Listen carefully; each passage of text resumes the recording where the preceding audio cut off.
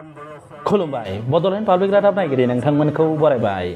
तामुलपुर जिल्ला लाइमोन इउपिपिएलनि बानजायनायाव जोलुर बादायलायनाय हाबाफारिखौ जागायबाय। मिरु लाइमोन इउपिपिएलनि बिथोन बायदि तामुलपुर जिल्ला लाइमोन इउपिपिएलआ फुटबल बादायलायनायखौ बानजायदों। दारकुसि काथालिकुसि गेलेग्रा फोथाराव दिनै साननैनि हाबाफारिजों रुंसारि एमएलए लेहराम बर'नि मुङाव बे फुटबल बादायलायनाया दिनै जागायबाय। फुटबल बादायलायनाय हाबाफारिखौ बेखेवना होयो मिरु लाइमोन इउपिपिएलनि नेहाथारि रमित स्वर्गियारिया। बिबुंथि लाखियो तामुलपुर जिल्ला लाइमोन इउपिपिएलनि आफादगिरि उत्पल तालुकदारा। बे हाबाफारियावनो बाहागो लाबावो तामुलपुर जिल्ला इउपिपिएलनि लेङाइ आफादगिरि डक्टर बिनद बर', तामुलपुर जिल्ला इउपिपिएलनि नेहाथारि जितेन मोसाहारि, तामुलपुर जिल्ला लाइमोन इउपिपिएलनि गाहाय नेहाथारि बिजय चन्द्र बर' आरो इउपिपिएलनि CWM मदन बर'आ।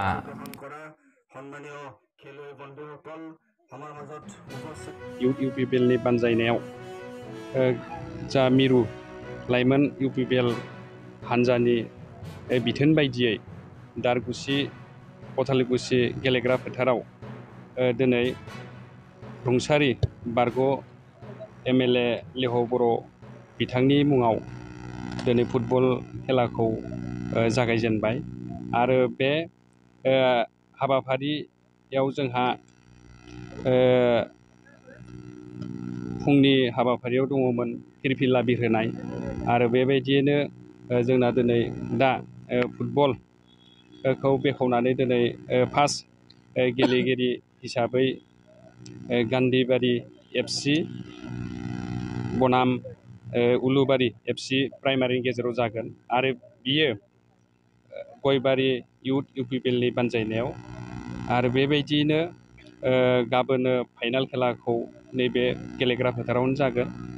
गासै खेला गेलेगिरि बिथांमोना 9टा टीमा बाहागो लागोन बेवहाय। बेनि उनाव जोंनि इउपिपिएल लाइमोन गांखं हान्जाया दिनै बिटिआर ओनसोलाव जिखिनि लाइमोन सेंग्राफोर दङ बिथांमोनखौ फुटबल बा खेला गेलेनायजों लोगोसे गासै बिथिङावनो रोंगौथि गोनां जानो हानाय बायदियै दिनै बिटिआर सरकारा नाजाबोनायखौ जों नुनो मोनदों आरो बेबायदियैनो जोंनि बिटिआर सरकारा दिनैसिम 50 सुपार 50 खालामनानै सेंग्रा सिख्लाफोरखौ मोनसे जब होनायनि थाखाय दिल्ली फारसे बिथांमोनखौ कचिंआव हगार हरबाय आरो बेबायदिनो जोंनि 58 नं तामुलपुर बिधानसभा समष्टिनि मानगोनां एमएलए जलेन दैमारि बिथाङाबो तामुलपुर जिल्लानि सिङाव सुपार 5 फरायसाफोरखौ दिनै कचिं होगासिनो दङ आरो बेनिफ्रायनो जों बुंनो हायोदि जोंनि जिखिनि बिटिआर ओनसोलाव बर्तमान लाइमोन सेंग्रा सिख्लाफोरखौ जोंनि इउपिपिएल दोलोआ गासै बिथिंजों गुन गोनां जानायनि थाखाय नाजागासिनो दङ आरो बेबायदिनो जोङो खेला होननानै बुङोब्ला जों बुंनो हायोदि अकल खेलाया जोंनि थाखाय देहाजों लोगोसे जोंनि जी समस्र माने আমি তামুলপুৰ জিলা ইউপিপিএল দলৰ ফালৰ পৰা আমাৰ কেন্দ্ৰীয় সমিতি ইউপিপিএল যুৱ শাখাৰ নিৰ্দেশ মৰ্মে তামুলপুৰ জিলাৰ 5টা ব্লকত আমি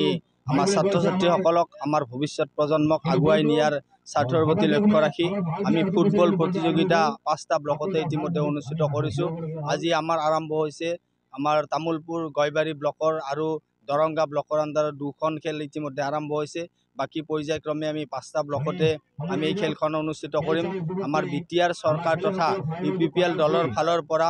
আমাৰ ছাত্ৰ ছাত্ৰীসকলক উদগনি যোগোৱাৰ বাবে আমাৰ যিসমূহ প্ৰতিভা আমাৰ মাজত লুকাই আছে এই প্ৰতিভাক আগবঢ়াই নিয়াৰ বাবে খেলৰ ক্ষেত্ৰত যথেষ্ট গুৰুত্ব আৰোপ কৰিছে শিক্ষা আৰু খেল আমি যদি আগবঢ়াই নিব পাৰোঁ তেনেহ'লে আমাৰ ছাত্ৰ ছাত্ৰীসকল উপকৃত হ'ব আৰু আমি তামোলপুৰ জিলাই অধিক গুৰুত্ব সহকাৰে এই খেলসমূহ পৰিচালনা কৰাৰ বাবে ইতিমধ্যে আগবাঢ়িছোঁ 5টা ব্লকতে আমাৰ খেল অনুষ্ঠিত হ'ব আৰু এই ক্ষেত্ৰত আমি সদাশয় ৰাইজৰ সহযোগিতা বিচাৰিছোঁ আৰু আমাৰ প্ৰমোদ বড়ো ডাঙৰীয়া আমাৰ বিটিআৰৰ চিফ প্ৰমোদ বড়ো ডাঙৰীয়াৰ নিৰ্দেশ মৰ্মে কেন্দ্ৰীয় সমিতিৰ নিৰ্দেশ মৰ্মে এই ফুটবল প্ৰতিযোগিতা আমি অনুষ্ঠিত কৰিছোঁ